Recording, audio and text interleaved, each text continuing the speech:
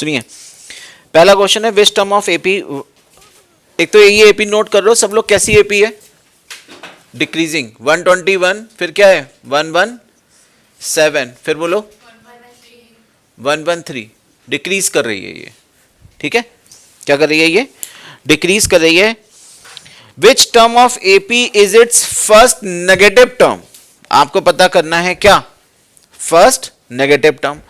आप सब जान रहे हो कि ये डिक्रीज तो कर ही रही है, कहीं ना कहीं करते करते करते कोई ना कोई तो नेगेटिव टर्म आएगी, तो जो फर्स्ट नेगेटिव टर्म है वो लगानी है। तो मैं एक काम ये भी कर रहा हूं इसी क्वेश्चन के साथ, दो चीजें, ये तो एनसीईआरटी का क्वेश्चन है, क्या? फर्स्ट नेगेटिव टर्म पता करनी है एक तो, ठीक है। और मैं एक साथ में अपना क्वेश्चन ऐड कर रहा हूं, लास्ट पॉजिटिव टर्म, ठीक है। तो दो क्वेश्चन बना दिए मैंने, क्लियर है? क्या है पहला question? First negative term then last term. हमें फर्स्ट नेगेटिव निकालनी हो या लास्ट पॉजिटिव निकालनी हो, इन दोनों के लिए हमें जीरो पे पहुंचना जरूरी है, क्योंकि यहां पे एक बात बताओ, जीरो से इधर क्या होते हैं? नेगेटिव। जीरो के इधर क्या होते हैं? पॉजिटिव, ठीक है। लेकिन यहां पे ये टर्म्स क्या कर रही हैं? डिक्रीज कर रही हैं। तो मान लो जो जीरो वाली टर्म आई, मान लेते हैं कोई जीरो वाली टर्म आ गई, वो आई 50th टर्म, कितनी आई? तो अब तुम सोचो 50th टर्म तो जीरो है, तो फर्स्ट नेगेटिव कौन सी होगी? 50th के बाद वाली या 50th के पहले वाली? बाद वाली, यानी कि ऐड करने से आएगी फर्स्ट नेगेटिव।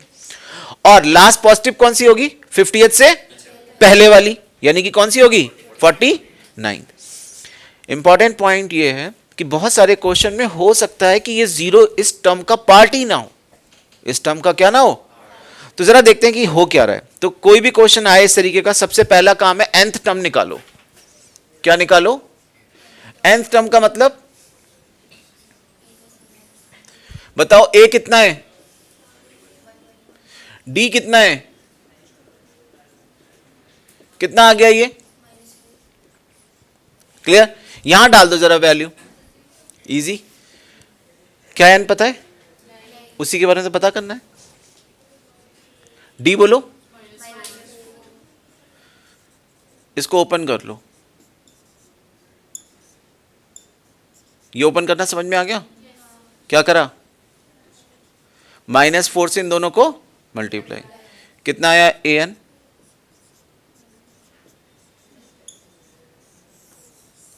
ठीक है, यहां तक पहुंच गए। मैंने बोला कौन सी टर्म जीरो होगी? क्या बोला मैंने? कौन सी टर्म, क्योंकि जीरो से हम डिसाइड कर पाएंगे सब कुछ। तो कौन सी टर्म जीरो होगी? तो उसके लिए हम an को जीरो लिखेंगे, क्योंकि an क्या कहलाता है? nth term. तो हमने मान लिया nth टर्म जीरो है। an को जीरो डालने से देखो आया क्या?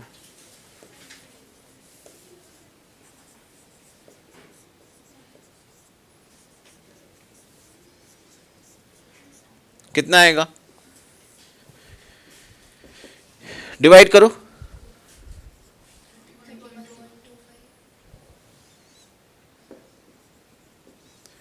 सवाल यह है, कोई भी टर्म या तो 30th होगी या 31th होगी या 32th, 32nd होगी।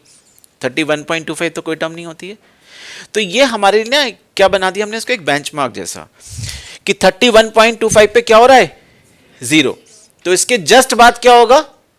नेगेटिव। इसके जस्ट बाद क्या, जिसके जस्ट पहले क्या होगा? पॉजिटिव। तो बस यहां पे ये लिखोगे, फॉर फर्स्ट नेगेटिव टर्म,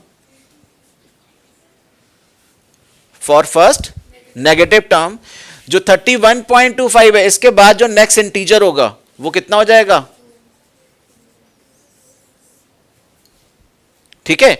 और for last positive term n बताओ कितना? इससे जस्ट पहले वाली टर्म कौन सी होगी? 38। अरे 31.25 पे जीरो हो रहा है, तो 31th कौन सी होगी? 31th। ऐसा नहीं है कि इसके बाद वाला इंटीजर पकड़ना है, या इसके पहले वाला इंटीजर पकड़ना है। इस पॉइंट पे एग्जैक्टली क्या है वैल्यू 0, बट ये कोई टर्म नहीं होती है। तो टर्म कौन सी होगी इससे पहले, जस्ट पहले। अगर आप ये बोल रहे हो ऐसे कि 31.25 पे वैल्यू क्या आ रही है उस टर्म की 0, तो टर्म क्या होगी इसके बाद 32, इससे पहले कौन सी टर्म होगी, तब आंसर कितना आ जाएगा। आगे बात समझ में श्योर हो। लेकिन एक चीज बता रहा हूं, ये तो मैंने तुम्हें बहुत आसान तरीके से बता दिया, बट हम लोग एक्चुअल जो प्रोसेस है वो ये करते हैं। an कहां निकला है, ये निकला है, ध्यान से सुनना क्या बता रहा हूं। an ये निकला है, बोलो हमें चाहिए फर्स्ट नेगेटिव टर्म। तो नेगेटिव टर्म का मतलब प्रेजेंटेशन देखना,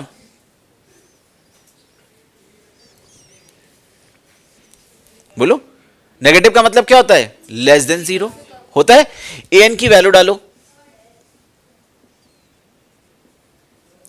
तो बताओ -4n लेस देन। अब यहां तुम फंस जाओगे क्योंकि तुम्हें यहां पे इनइक्वालिटी सॉल्व करनी पड़ेगी, ठीक है, यहां पे फंस जाओगे क्योंकि अगर तुमने ये माइनस माइनस कैंसिल कर दिया तो रॉन्ग हो जाएगा, ठीक है। तो मैं एक आपको छोटी सी चीज बता देता हूं इनइक्वालिटी के बारे में, तो आप समझ जाओगे कि माइनस माइनस कैंसिल नहीं करते हैं, जस्ट लाइक इक्वालिटी। हां, जो बच्चा ऐसे करता कि 4n को उधर भेज देता, माइनस का चक्कर ही नहीं रहेगा। बोलो अगर मैं 4n को उधर भेजूंगा तो क्या माइनस का चक्कर रहेगा। 4 से डिवाइड करो, 125/4। क्या मैं इसको ऐसे भी लिख सकता हूं, n ग्रेटर देन, भाई n ग्रेटर देन ही तो है ये। तो बताओ 125/4 अभी कितना निकाल रहे थे, इसका मतलब n जो है 31.25 से बड़ा होना चाहिए। तो for first negative term n कितना आ जाएगा 32, फॉर क्या फर्स्ट।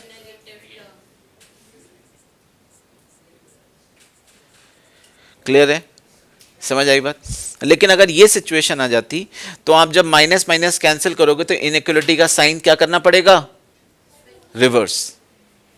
लेस है तो ग्रेटर, ग्रेटर है तो, हमेशा याद रखना मल्टीप्लाई करने में या डिवाइड करने में इनइक्वालिटी का साइन क्या करते हैं, चेंज। अब बताओ फिर से वही सिचुएशन आ गई जो ये करी थी, बोलो इसके बाद का तुम्हें प्रोसेस पता ही है। तो ये ऐसा हुआ क्योंकि माइनस से मल्टीप्लाई करने में इनइक्वालिटी का साइन चेंज क्यों हुआ। छोटी चीज बता रहा हूं, तुरंत समझ में आ जाएगी। आप बताओ क्या -3 -4 से बड़ा होता है, हाँ? होता है भाई, जादू, -3 -4 से बड़ा होता है, श्योर हो। अब एक बात बताओ, अगर तुमने ये माइनस माइनस काट दिया तो क्या बचा, क्या 3 4 से बड़ा होता है, नहीं होता है। तो इसका मतलब अगर मैं इस इनइक्वालिटी में माइनस से मल्टीप्लाई करूंगा तो माइनस का क्या हो गया प्लस, ग्रेटर का क्या हो गया लेस, इस माइनस का क्या हो गया सेम, इधर से इधर जाने में अगर दोनों तरफ माइनस से मल्टीप्लाई कर रहा हूं तो फिर से क्या करूंगा, रिवर्स। क्लियर है। तो this is the best one, ये वाला जो है, ठीक है, समझ में आ गई बात। बट गलत कोई भी नहीं है क्योंकि आपने यहां पे अपने रेफरेंस के लिए 0 निकाला है, लेकिन आंसर आप क्या बता रहे हो उससे बड़ा। लेकिन ये प्रॉपर बता रहा है आपको कि n जो है वो 31.25 से क्या होना चाहिए, बड़ा। तो फर्स्ट नेगेटिव क्या आ जाएगा, क्लियर है, समझ गए ये बात, श्योर हो, पक्का।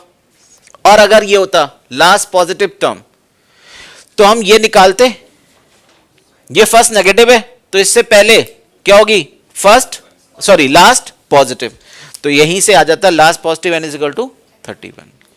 क्लियर है, समझ आ गया। तो फिर इसी वाले से कंटिन्यू कर लेंगे।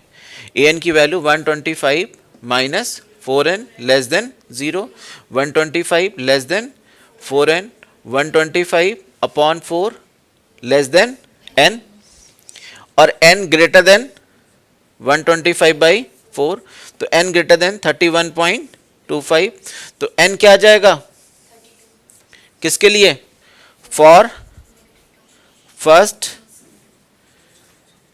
नेगेटिव। समझ में आ गई बात, ठीक है।